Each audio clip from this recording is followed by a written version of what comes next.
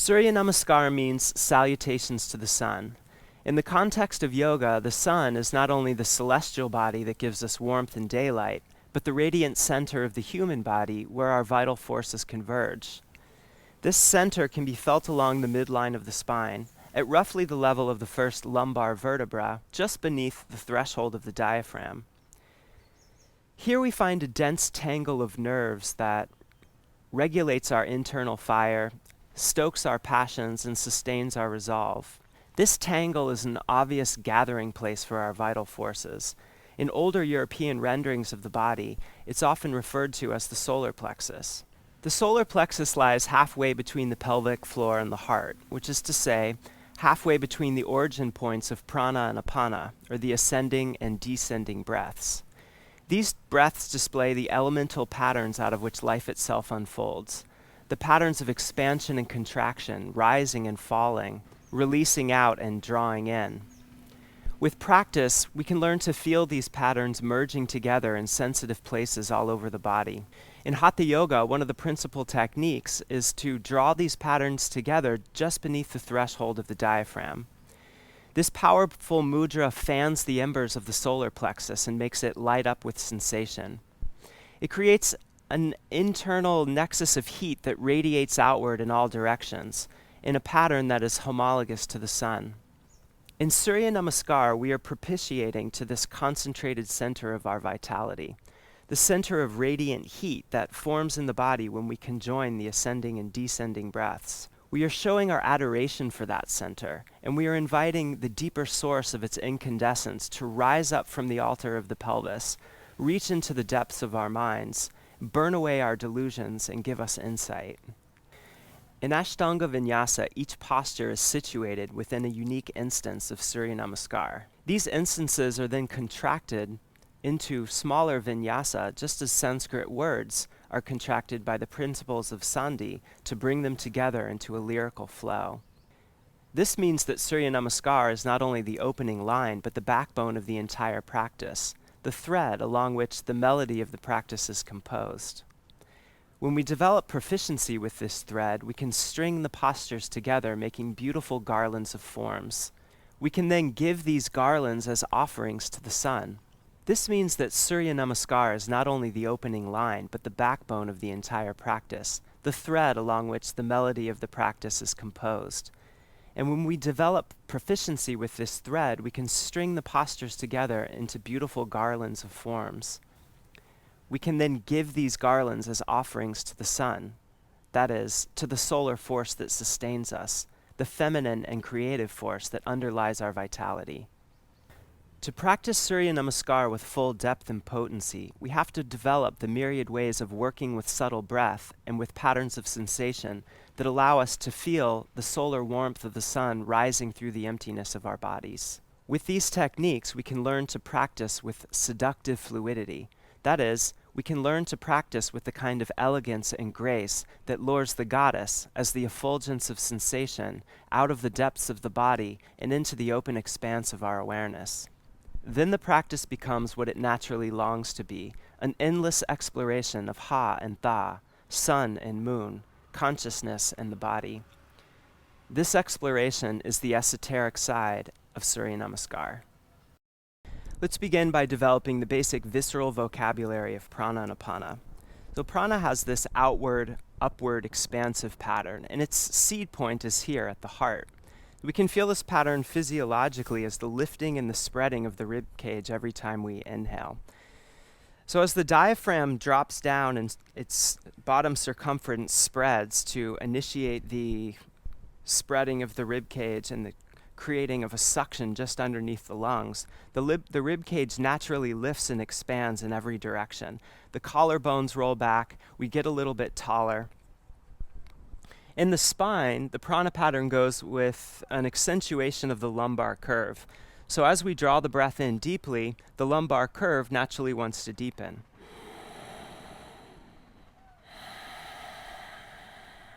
So what happens naturally when the lumbar curve deepens is that the pubic bone drops down and the coccyx lifts up. The psoas naturally tightens. The psoas is the muscle that's connecting the femur bones to the spine. It connects just to the inside of the femur bones and goes up inside the pelvis and connects to the spine right about at the level of the lowest rib, right about at the level of the solar plexus. So when we draw the breath in, and the psoas contracts, it naturally pulls the spine forward as the rib cage lifts and expands. So unless we stay connected to the opposite pattern, the belly naturally drops, and we tend to close off right here at the level of the diaphragm. That is, we tend to close off on the plane of the kidneys. With the inhale pattern, the attention is naturally drawn up. The chin wants to naturally lift, the eyes tend to go up, and there's a general sense of rising through the midline of the body. Okay?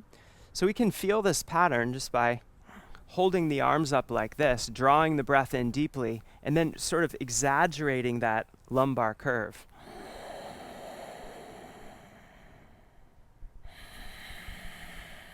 And if we stay here for a few breaths,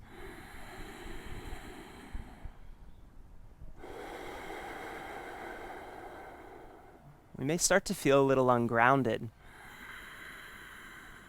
May start to feel a little disconnected from the earth, a little over-inspired, and our consciousness becomes a bit diffuse. And this is a function of the fact that we're allowing the prana pattern to become severed from its opposite, from the apana pattern. Now, the apana pattern has a sort of contractive downward spiraling movement that concentrates in the pelvic floor. And the pelvic floor naturally tones every time we exhale. This is just an intrinsic part of the physiology of breathing. The pelvic floor contracts as we exhale in order to stabilize the pelvis. As we inhale, that contraction releases so that when the diaphragm presses down on the abdominal viscera, the pelvic bowl is allowed to open up a little bit to receive that downward pressure. The psoas also releases so that the lumbar curve is softened.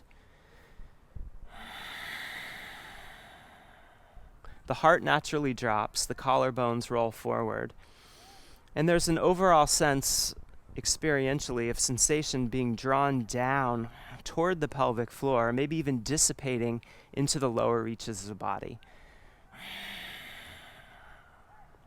So to really feel the apana pattern and its effects, we can take a form like this. So go ahead and drop the tailbone way down, let the pubic bone roll up toward the navel so that you're creating a nice flexion pattern in the lumbar spine. In other words, you're allowing the lower back to curve as the tailbone drops and reaches forward. Really feel this pattern on the exhale as a sort of downward, inward, releasing energetic movement. Now, apana is, of course, the energy that's responsible for expelling waste material for the body. So it's no accident that this same pattern is conducive to expelling waste in the great outdoors. And if you stay here for a little while, you'll start to feel mentally a sense of sort of solidity, groundedness, but after a while, maybe also a sense of rigidity, a sense of being too drawn in, too contracted, a sense of sort of solidifying into one's root. And that's a function of the fact that in that particular form, we're feeling what the apana pattern is like when it's disconnected from its opposite, when it's disconnected from that rising, expansive pattern of prana. So what we want to learn to do is to activate both of these patterns at the same time so that the prana pattern is being supported by its aponic root, and so then is allowed to reach up and branch out, just as the branches of a tree can rise up and branch out in direct proportion to how far its roots can reach down and outward through the earth. So the expansive pattern of prana can come into full expression only in proportion to the solidity of its roots. So we want to learn how to keep the apana pattern really active as we allow the prana pattern to unfold. So you can stand with the feet together, the big toes touching, maybe the heels slightly apart if that's comfortable. If it's not comfortable, you can let the feet come a little bit apart, but bring them as close together as you comfortably can. Then bring the hands down by the side. You're going to bring just a little bit of tone into the vocal cords. So the purpose of bringing tone into the vocal cords is that it slows down the breath. It gives the breath a little tone, a little pressure. It is like a valve that you're closing just a little bit so that the same volume of air takes longer to come in or out of the lungs. Also, when you tone the vocal diaphragm, it immediately gives tone to the respiratory and pelvic diaphragms. So these three diaphragms sort of immediately come into a certain kind of concerted action. They come into fuller communication with each other. And that allows those three zones to be sort of more sensitive to the merging together of the pranic and aponic patterns. So you hold the tone in the vocal cords just as if you were whispering. So it can be helpful here to just say something in a whisper, something in a whisper, say whisper in a whisper, and feel the way that the vocal cords contract. And then you hold them just like that as you draw the breath in so that it makes a deep aspirant sound.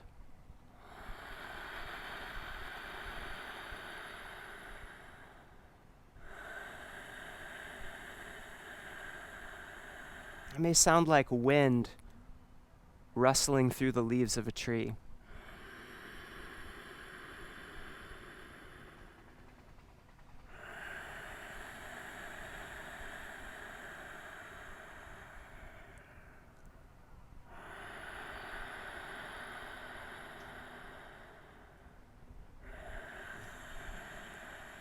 And as you stand here, you can start to feel that rising, lifting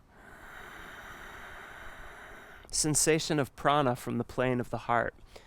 So make sure that you feel it lifting and spreading three-dimensionally. You feel the rib cage expanding in every direction. And the prana pattern, of course, reaches down also because it radiates in every direction, just like the rays of the sun.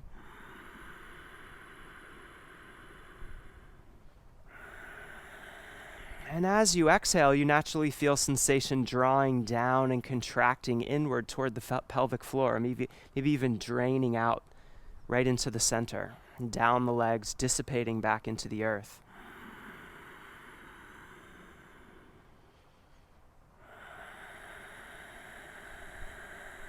So you just feel these patterns of rising and falling through the midline.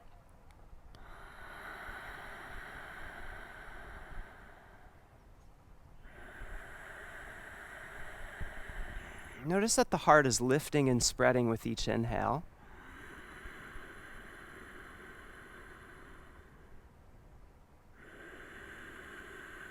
That the sitting bones are dropping and the lower back is expanding with every exhale. As you inhale and the heart lifts, the pubic bone naturally wants to drop. As you exhale and the heart falls, the pubic bone naturally wants to lift. Now, in order to make this interesting, in order to experience this merging together of the pranic and aponic forms, we're going to take the most salient aspect of the aponic pattern, the dropping of the sitting bones, the spreading of the lower back, the lifting of the pubic bone, and we're going to activate that pattern as we inhale. So in other words, as we inhale and the heart lifts, we're also going to lift the pubic bone and drop the sitting bones down. So it's going to look like this.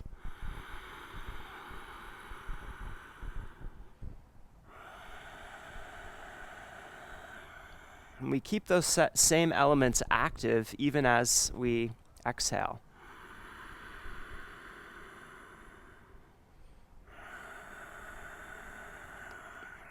Similarly, as we exhale, we keep the most salient parts of the prana pattern active. So we keep the collarbones rolling back, we keep the heart lifted, we keep the attention up, and we continue to attend to that rising, lifting, expansive pattern of the prana.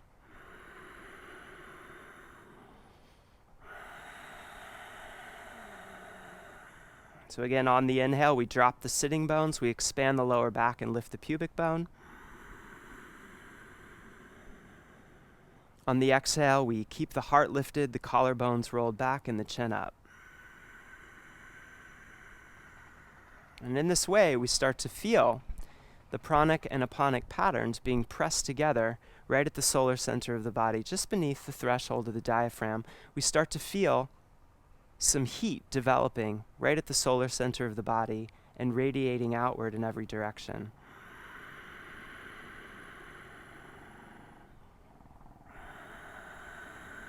We also feel ourselves growing taller, as if the whole body were being pressed together, like a butterfly being pressed between two panes of glass.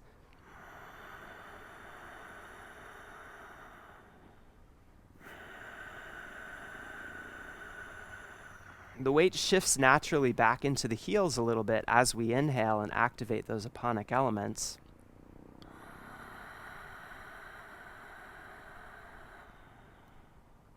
And as the sensation lines get pressed together, we feel the axial line of the body extending straight up through the crown of the head. The occipital base of the skull spreads wide as the sitting bones drop.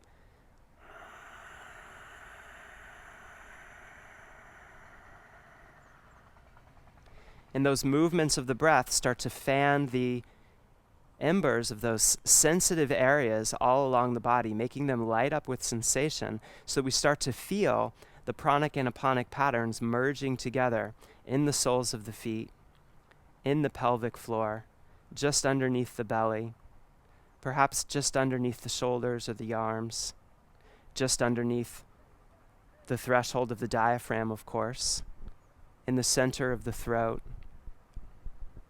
just beneath the soft palate, just beneath the crown of the head, and perhaps in an infinite number of other sensitive places throughout the body. So this posture is called samastitihi, which means equal standing. And the idea is that we're standing with equal attentiveness to both the pranic and apanic forms.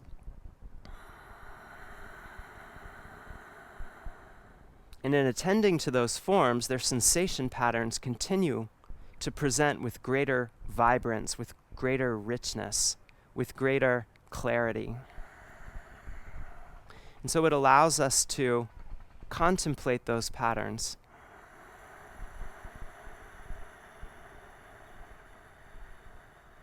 With ever greater attention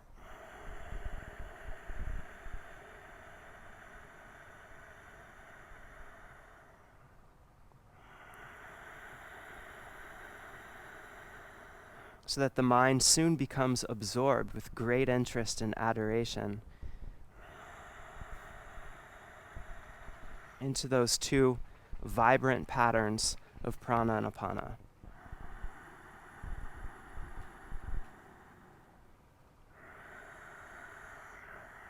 And this is where Surya Namaskar begins, and this is where Surya Namaskar ends. In this mudra of pressing prana and apana together. As we do the vinyasas between, we want to always try and stay connected to the opposite pattern as we give one or other of the patterns expression. So the first vinyasa on Surya Namaskar, we'll call it ekam, or moving into the first position, involves reaching the arms up above the head. So we want to make sure that the breath itself is what's initiating the movement. We want to start to feel the breath rising up through the center of the body, to feel that pranic pattern lifting and spreading from the plane of the heart. And we want to give that sensation pattern an outward expression with the body, as if the arms were being lifted by that pattern itself.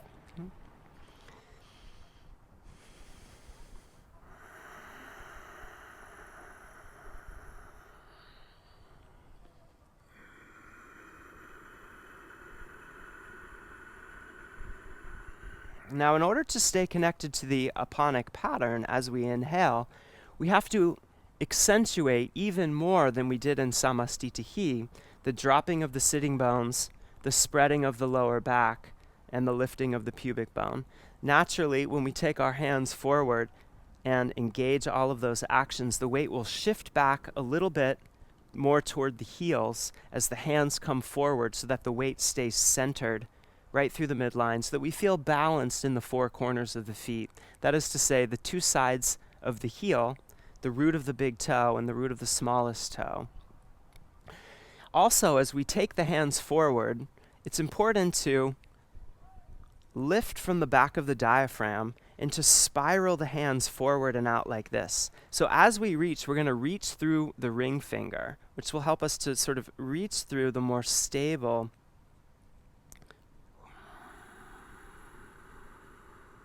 outside of the arms. Okay? And this involves engaging the serratus anterior. The serratus anterior is sometimes referred to as the psoas of the upper body. It's this muscle that's named after this serrated appearance that it has when we bring it into engagement. So that sort of jagged muscle that's just there along the line of my shirt, it connects to the medial or inside edge of the scapula, the shoulder blade. So when it engages, it pulls the shoulder blades away from each other. When they both engage, they pull the shoulder blades away from each other, away from the spine. This is called protraction of the shoulder blades. And if we look back at the aponic form, we'll realize that that engagement, that protraction of the shoulder blades is a natural piece of the sort of isolated aponic form. Okay? So whenever we take our arms up, we want to make sure that we engage the serratus anterior, wrapping the shoulders forward, protracting the shoulder blades as a way of keeping connected to the aponic form as we start to express this very pranic pattern. So as we inhale, we'll shift the weight back into the heels, drop the sitting bones, spread the lower back, lift the pubic bone, engage the serratus anterior, reach out through the ring fingers, taking the hands out at about 45 degrees from the center line. So not way out here and not way up here, but about 45 degrees. And that'll help us to engage the serratus anterior. And then we bring the outside edges of the hands together first. The head goes way back behind the shoulders. The hands press together. Then we reach up through the ring finger, hollowing out the lower belly, dropping the sitting bones even more. And then exhale. Back to samastitihi. Again, ekam inhale.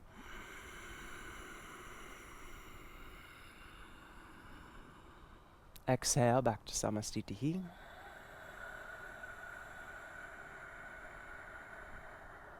Ekam inhale.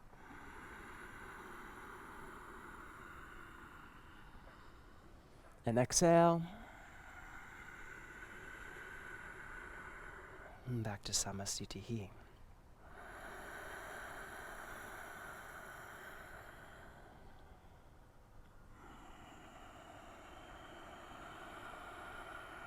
So again, the idea here is that we're staying connected to the aponic root as we go into this very pranic form. If we don't stay connected to the aponic root, the pose is going to have a tendency to look something more like this.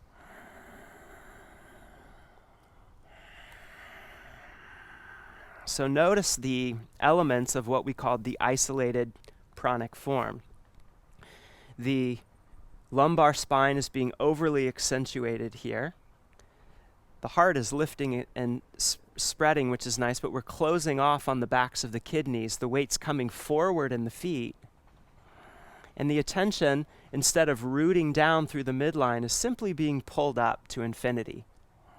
And it becomes ungrounded. It becomes disconnected from its root. So we feel the attention simply being pulled up into the ether rather than pulling up and drawing down infinitely at the same time. So we don't want it to look like that. We don't want it to be like this.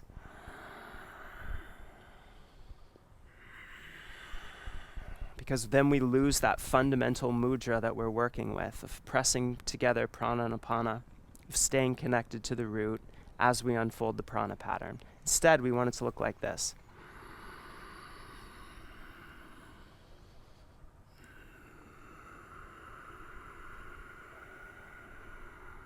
And as you work with this, you'll understand the sort of experiential point. You'll feel more connected to the root as you give this pranic pattern expansion. And because of that, you'll actually experience a greater flow of sensation through the body. When prana and apana become cut off from one another, that branching pattern of prana becomes disconnected from its downward reaching roots, and so it can't really branch out that far.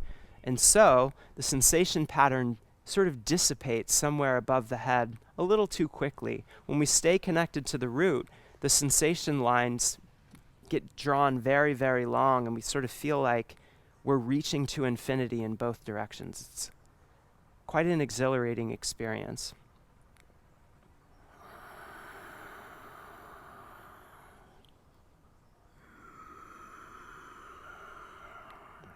So we're also trying to release the psoas lines here, and so you'll notice that there's a sort of a hollowing back along the psoas lines and in the region of the lower belly as we reach up.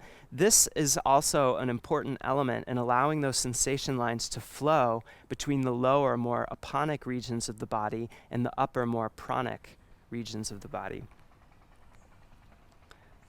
So we can attend just a couple more iterations of this first vinyasa to the flow of sensation through the psoas lines, which drop down into the pelvic floor and then reach further down into the lower reaches of the body all the way to the feet.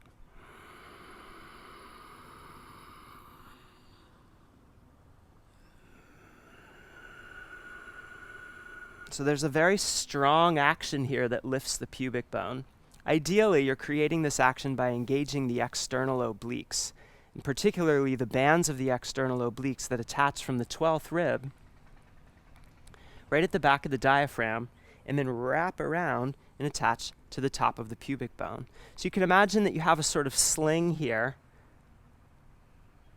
attaching from this is also the sort of transition point between the lumbar and thoracic spines, of course. It's the very lowest place in the rib cage. So we're going to feel that the pubic bone is drawing up and back toward that spot.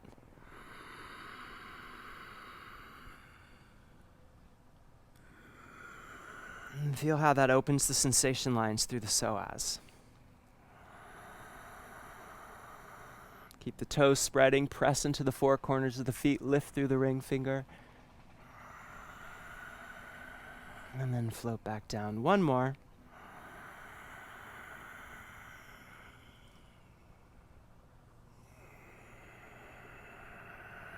So by working with this mudra, we create so much length in the body when we go into the first position.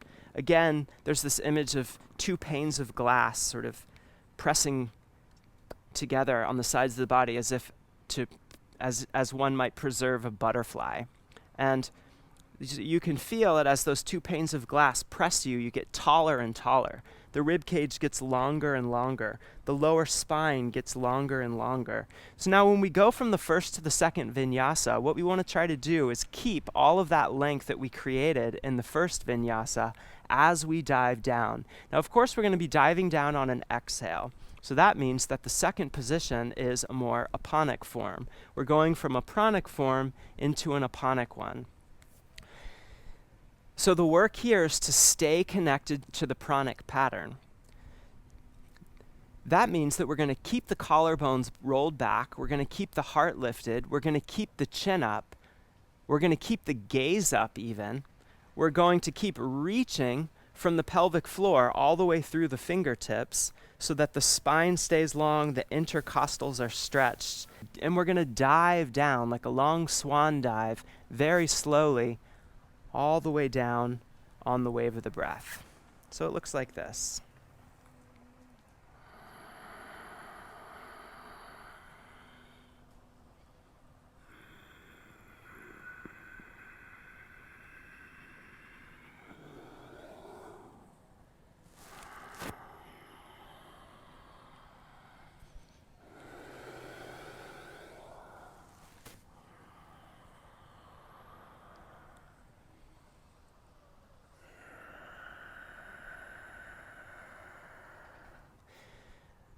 So keep reaching the hands forward as you come down. When you're about halfway down, you can let the hands drop faster than the head. You want to just lay the spine down nice and slow, feeling every bone in the back articulate. At the very bottom, you can drop the head and let the top of the head drop down. There might be a moment where you engage the abdominals to draw yourself in, but in the full depth of the pose, you want to soften underneath the belly. So the belly will be soft and lifted up, if only by gravity, up into the threshold of the diaphragm, up underneath the dome of the diaphragm, and you'll feel that sort of hollowing back, or that suction that we were working with in the first position, right through the psoas being accentuated.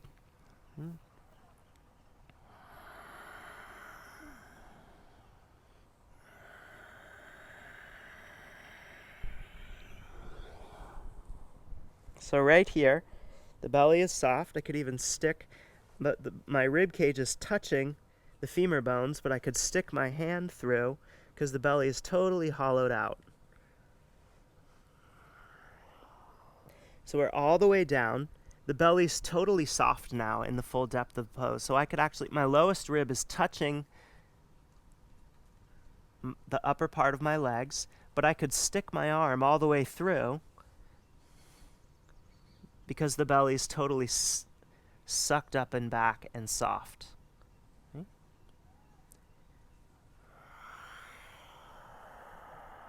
Here you want to engage the knees, so the knees stay lifted, and you imagine the hamstrings sliding up the backs of the legs. So there's a movement all the way up into the pelvic floor and then down the spine toward the crown of the head. Now, what we don't want to do in going from the first to the second position is to yield too much to the sort of what we'd call the isolated aponic form. We don't want to sort of just contract in and pull the hands in and round the back. If we do, of course, the aponic pattern itself will not be, the forward fold itself will not be allowed to take full expression. So if, for example, instead of keeping the back extended and hinging from the waist, you try to curl your spine down, you simply won't be able to bend as far. At some point you'll get stopped just because of the physiology of the movement and not because of your flexibility. So to get a fuller range of the movement here, you want to keep that sense of lifting the pelvis up off the tops of your femur bones that you create here, and then hinging at the hip joints rather than the low back.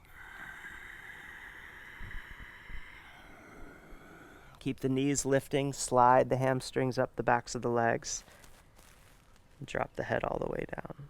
So the spine stays nice and long, the waist stays long, the heart stays open, so there's a sense of sort of vibrance even as you go into the forward fold. Now, going from the second to the third position gets a little more interesting. This vinyasa involves what we might call rolling or waving the spine.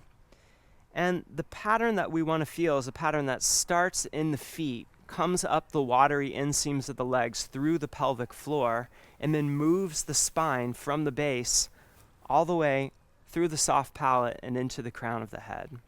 Okay. So as we're exhaled and we're all the way down, the pelvic floor is naturally toned. And the lower back is naturally spread.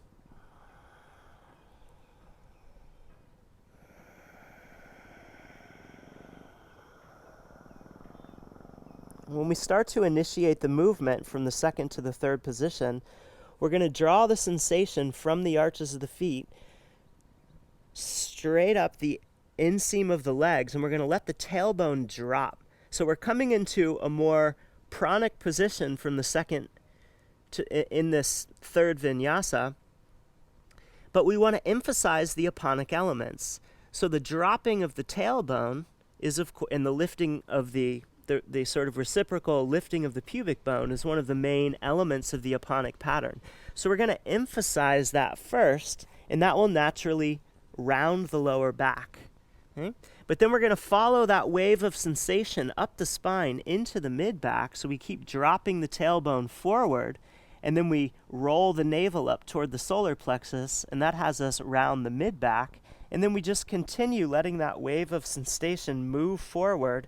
Eventually, it starts to lift the head, and at that point, we dive the pubic bone back, let the sitting bones lift, so that we're arching the back and reaching in both directions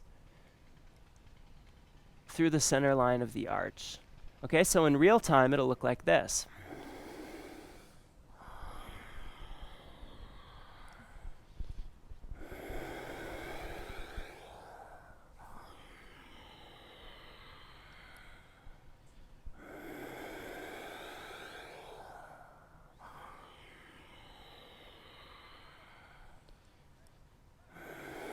And coming back up, we can move through that same form, that same waving action, and roll up from the base all the way to the crown.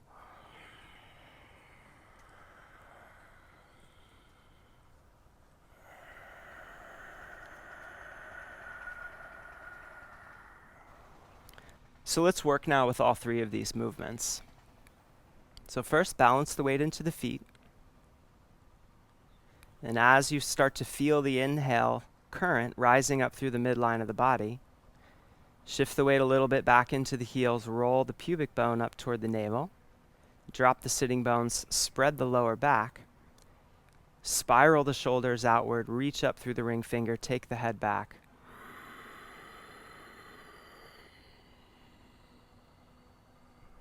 Make yourself as tall as you can. Then as you exhale, dive the pubic bone back. The weight naturally shifts, the hips reaching way back. As you come halfway down, drop the hands.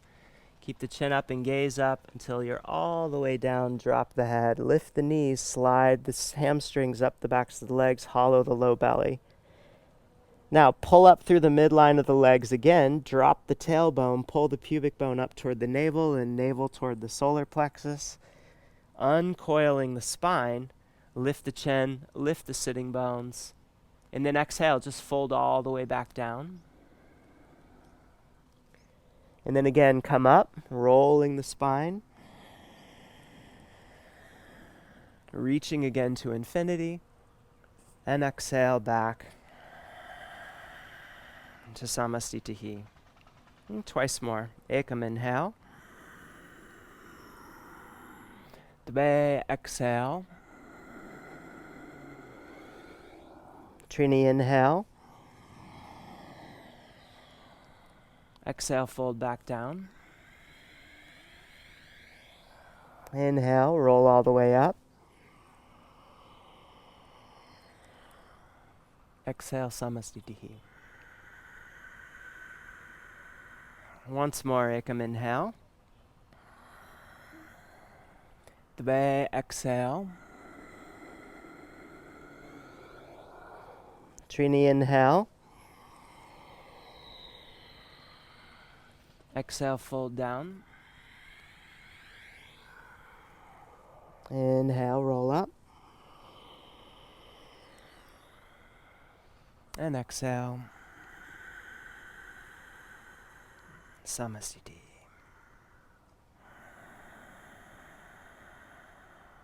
You feel that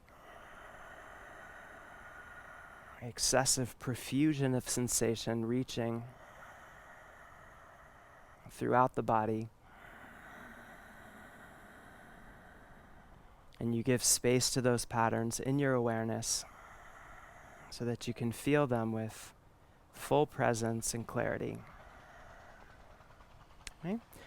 So now, moving from the third to the fourth position, there are lots of ways of doing this, and we're not going to make too much of them here, but you can simply step back, and then we're going to come down into Chaturanga.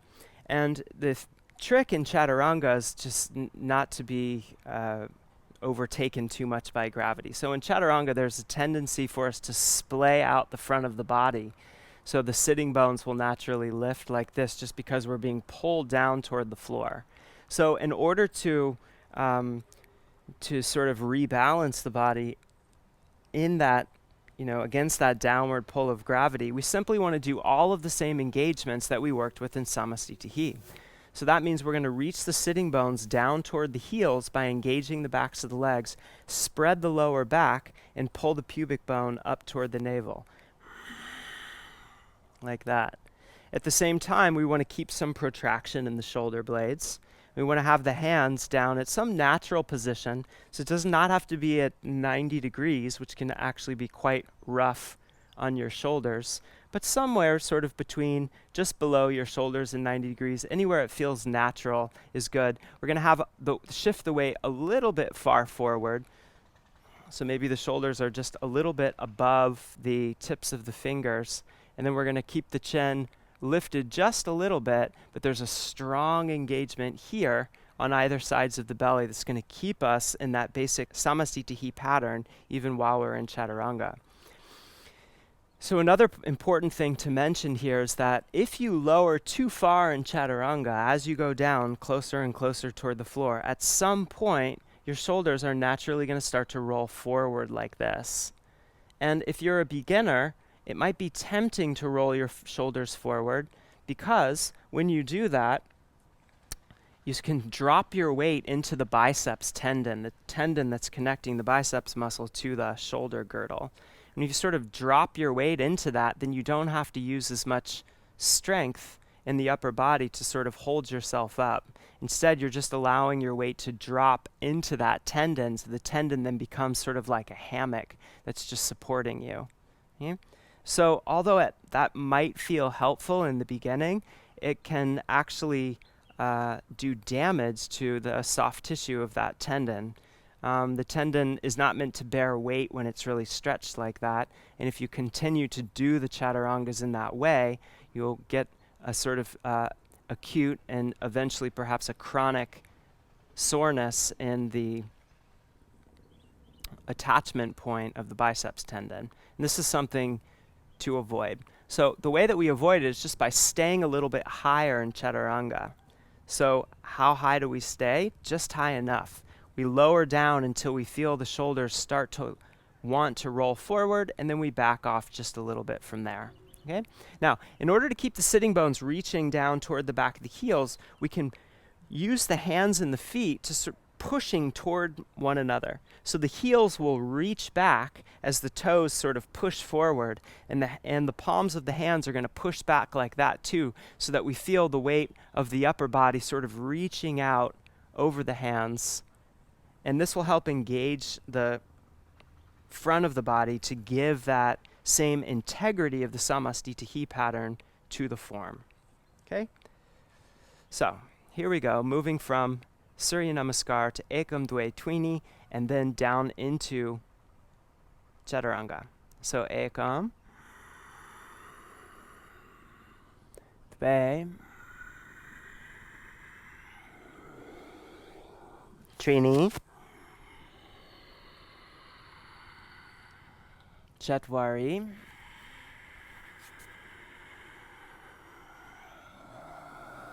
and hold. So feel that you're really lifting the pubic bone up toward the navel, that the heels are reaching back a little bit, and the toes are pressing forward, and the hands are pulling back too, so the front of the body is really engaged. You can look forward just a little bit.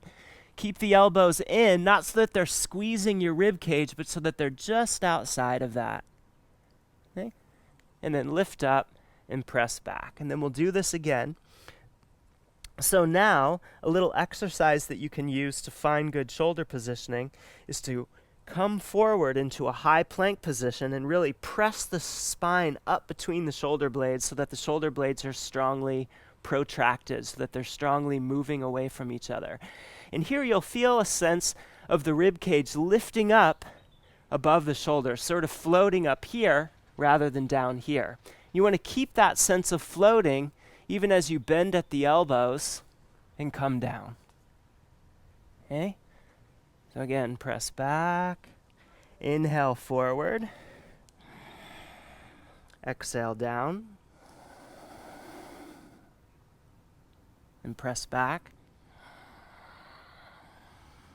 Inhale forward, Exhale down. Hold. And then come all the way down. Now, in going from the Chaturanga position into upward facing dog, the fourth to the fifth position, we're going to use that same spinal waving action that we cultivated in going from the second to the third vinyasa. So the idea here is that we're going to sort of draw the sensation of the aponic pattern from the lower reaches of the body up into the pelvic floor, and then let it move up the spine in a sort of waving or rolling action that keeps us connected to the aponic root. So the idea here is that in staying connected to the aponic root, the prana pattern, which takes expression in this, what's essentially a backbend form, is allowed to sort of fully lift and spread, yeah? Precisely because it's connected to its roots. If we allow the prana pattern to become disconnected from its roots in moving into upward facing dog, the effect is that the breath just gets cut off. We compress the back of the diaphragm can't move. You try to pull up into upward facing dog, and you find that you simply can't continue to inhale as fully or deeply as you might hope. You know? So you can hear this in lead classes usually quite distinctly. You know, there's like everyone's breathing together and the sound of the breath is filling the room. This ekam, you take the hands up. Dve, the hands go down. You fold in. Trini. Chatwari. Pancha. And you can't hear anything because the breath has been cut off right at the threshold of the diaphragm. So the cure for this is simply to stay connected to the aponic root and roll the spine when you come up. So instead of leading with the head, which would be trying to sort the pranic pattern, trying to sort of isolate itself from the aponic pattern, we're going to unfold the pranic pattern from within the aponic pattern so that it stays connected to its root. Okay? So it's going to look like this.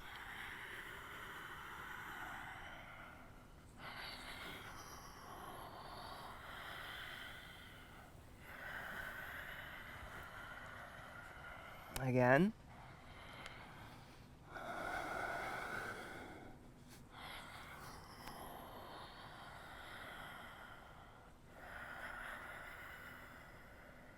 One more time.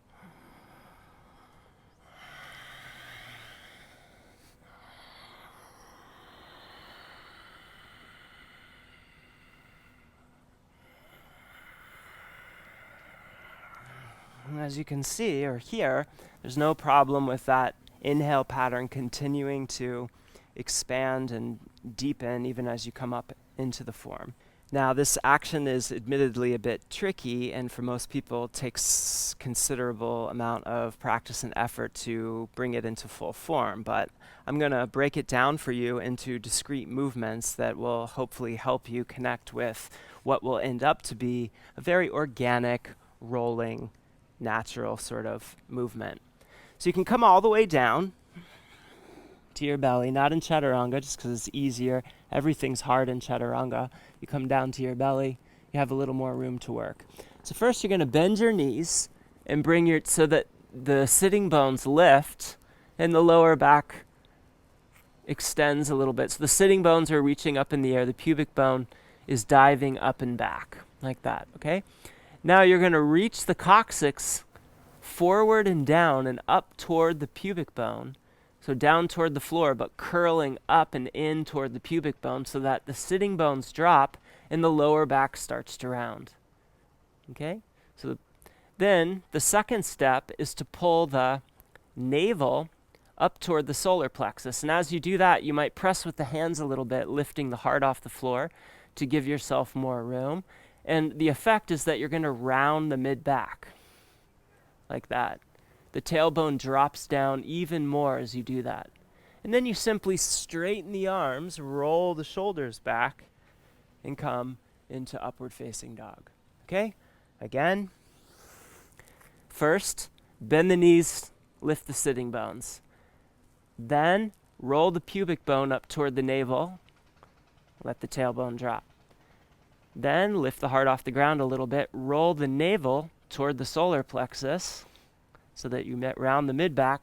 Then, straighten the arms, roll the shoulders back, and come up. Okay? Now, when do you roll over the tops of the feet? Well, you'll roll over the tops of the feet just as you start to straighten the arms and roll the shoulders back. So like this.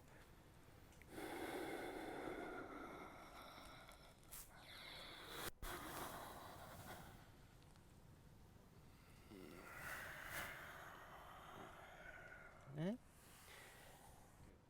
So now you might actually practice this way for a little while, bringing your knees to the floor in order to give yourself space, and then trying to connect with that waving action to come into upward facing dog. And then once you get that smoothed out, you can start to try and do it from Chaturanga.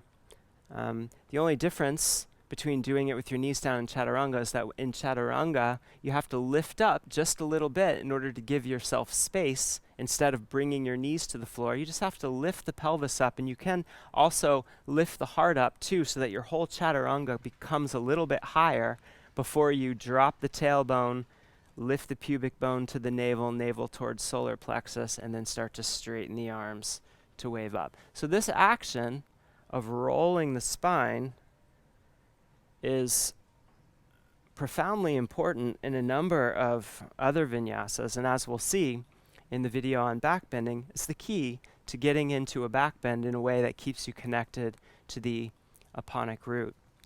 But also, in sending this impulse of sensation from the pelvic floor up the spine, we're reiterating we're going to understand as the basic Mula Bandha pattern, the pattern of gathering sensation at the pelvic floor and drawing it up through the center of the body.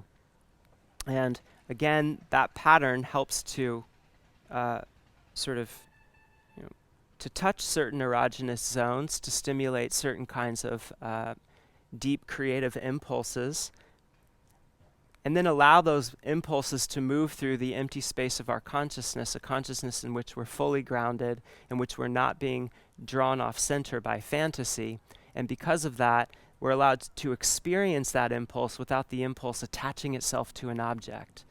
And so in that movement, the impulse is allowed to sort of move freely without object and to sort of release the energy behind the desire itself. So to release the energy of erotic desire, to release the eros, or the pure love, behind the desire, which then sort of creates a vibrant quality in our consciousness, which is the quality of pure love or adoration. So this technique of rolling the spine really takes us right to the very center of what this Hatha Yoga process is all about, which is, at least in one way of looking at it, the sublimation of erotic desire, the sublimation of the deep creative impulses that come from life force itself. Now, to come back to the technique, one thing to be mindful of is that when you come forward into the upward facing dog, you're not pitched too far forward. So if your shoulders come forward of your wrists, then when you try to roll back and open the heart, you're going to find that you're sort of stuck. You're not able to really lift and spread the prana pattern from the plane of the heart. And there too, you might not be able to, take as full or as deep a breath as you might like. So the trick is simply to keep your feet back a little more. And that means that you can either take the Chaturanga a little bit wider, or when you start to roll over your feet in Chaturanga, you just slide your toes back a little bit before you roll over them. So if you roll straight over your toes, you'll be too far forward. If first you slide your feet back a little bit, like that, then roll over your toes, you'll be in good position to expand that prana pattern. So another thing to notice is that if you drop your shoulders and then you try to take them back, you'll only go so far. If, on the other hand, you allow your shoulders to shrug up like this, like as if you're trying to hold a cell phone into each ear while driving your car with your hands, and then you roll the shoulders back and straighten the arms and lift, you'll get a really regal lifting and spreading across the plane of the heart. So when we're doing this waving action from Chaturanga to upward facing dog, there's a moment at which, when we're in a more sort of aponic form, that the shoulders naturally roll forward a little bit. So we can make use of that. We can allow the shoulders to roll forward there, and then we'll roll them back before we straighten the arms and come down. And that's going to bring the heart sort of forward. That's going to allow us to bring the heart forward and lift it up nicely. Okay? So another thing to keep in mind is that as you're doing that, you want to sort of press the feet into the floor so that as you're pulling forward, you're giving yourself a little bit of friction. And then when you come up into the full depth of the back bend, into the full depth of upward facing dog, you want to sort of attenuate that dropping action of the tailbone and rebalance it by reaching the pubic bone back through the feet, so that you're reaching back through the midline even as you're pulling sensation up through the center of the body. You continually reach back even as you pull forward. Okay? A final note to make about the upward facing dog, and I'll make some more notes about upward facing dog in the section on back bending, but is that you want to allow the sacrum to be free. So there's a tendency to press the hips down toward the floor in upward facing dog by squeezing the gluteal muscles, and this is totally unnecessary. You can just allow gravity to drop the hips down, and you can spiral the legs internally a little bit from the perspective of the front, internally rolling in like this, almost as if you're going to push out on your heels, and that'll help you to relax the gluteal muscle so that the sacrum is free to move. The top of the sacrum, you can visualize it going in and up as that wave of sensation rolls and lifts and expands outward from the heart. Yeah? Then the head naturally lifts with that wave. You can keep the chin lifted so that you're looking straight out on the horizon, or if you like, you can allow the head to lift up even more, and you can keep the gaze down the line of the nose so that you stay soft across the occipital base of the skull. So here we go.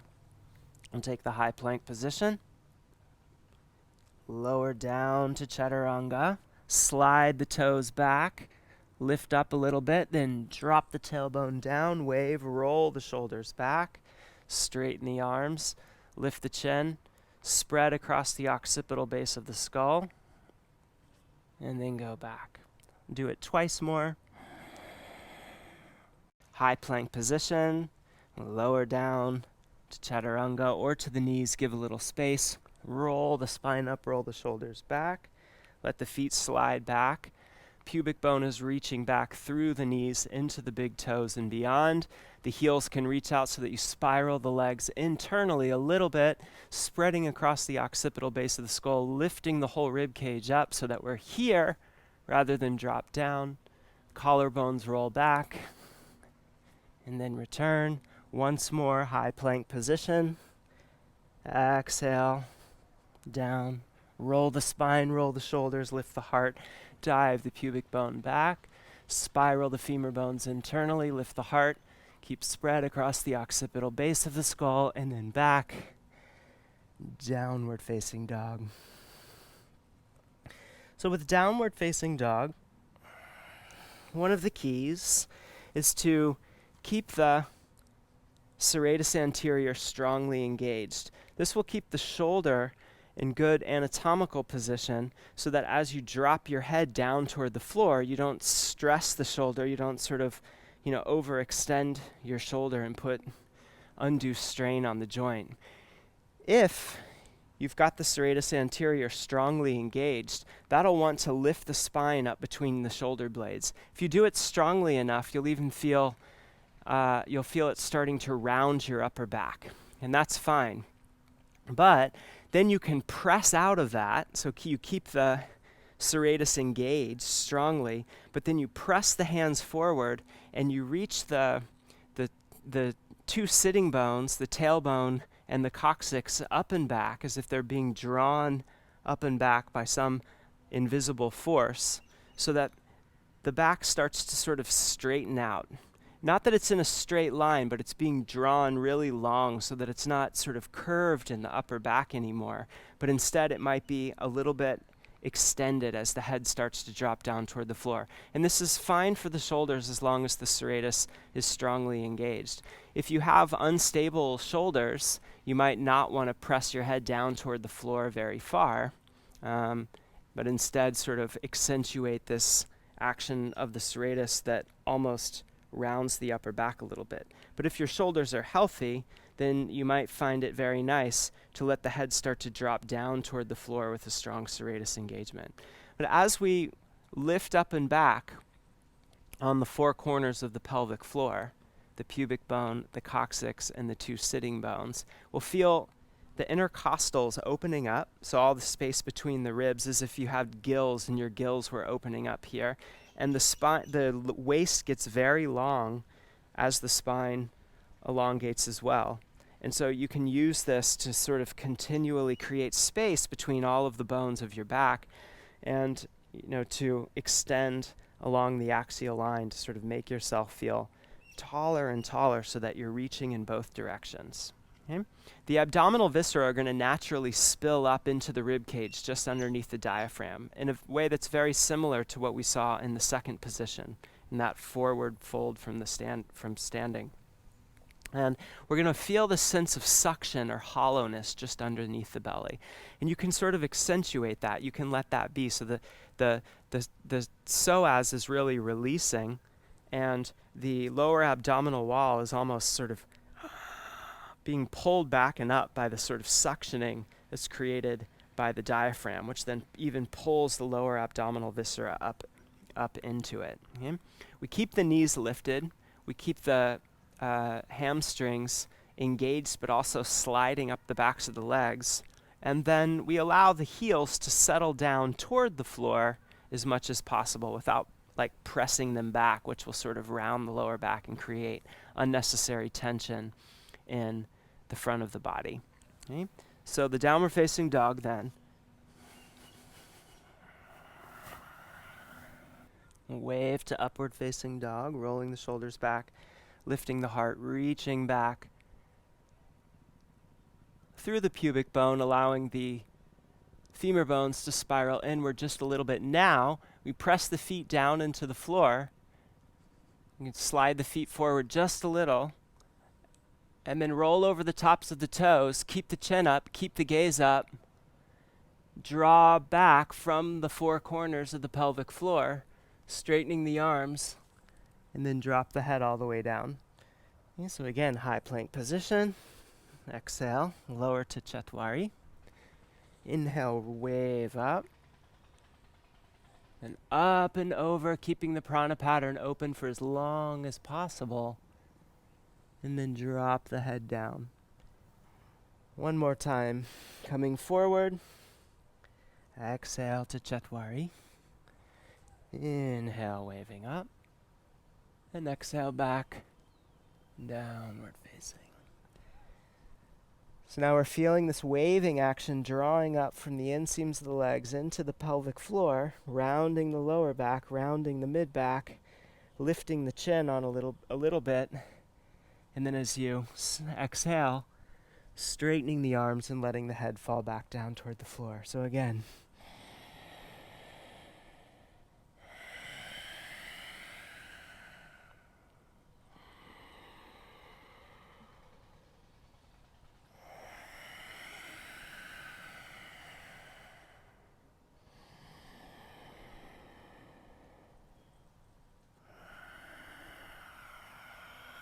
And 5. Inhale. Ashto, exhale. Nava, inhale. And exhale, Samastiti.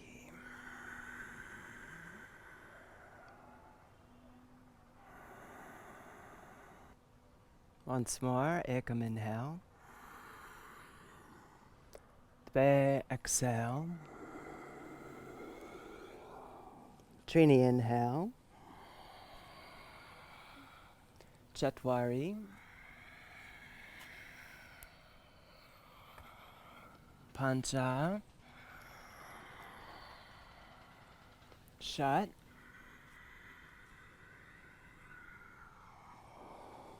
Five breaths. 1.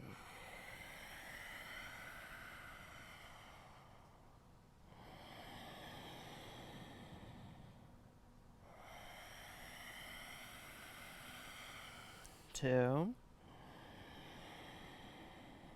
Keep the gaze soft.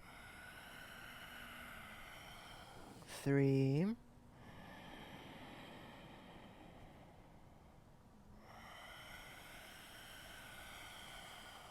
4.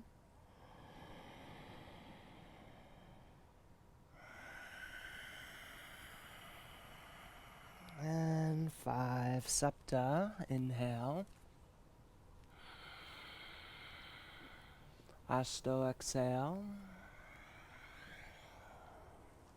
Nava, inhale. And exhale, Samastitihi.